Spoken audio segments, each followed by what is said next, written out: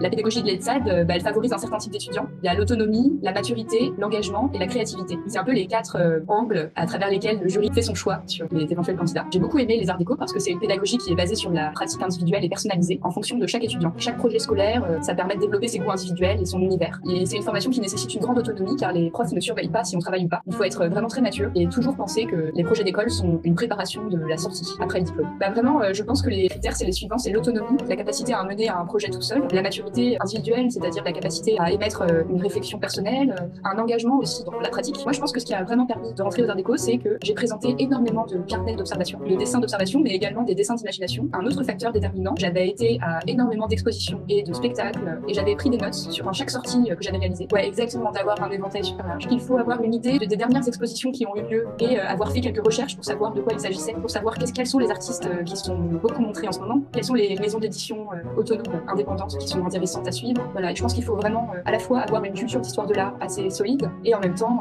se tenir au courant de la diversité des pratiques contemporaines. C'est pas grave si on connaît pas une œuvre qui nous est présentée lors du concours. Ce qui est important, c'est de savoir en parler. Moi, au concours, en fait, il fallait analyser une image qui était tirée au sort et il fallait dire ce que c'était et en parler, etc. En fait, ça permet de voir qu'est-ce que le candidat peut réquisitionner de ses connaissances immédiatement. On peut se préparer, par exemple, en tirant au sort des images d'œuvres d'art dont on ne sait pas la provenance ni l'artiste, de mettre en place une méthodologie pour arriver à comprendre ce que l'on voit, en se demandant quel est le contexte, quel est le type de matériau utilisé, et est-ce que ça s'inscrit dans une école artistique que l'on connaît déjà, ou est-ce que c'est quelque chose de plus expérimental.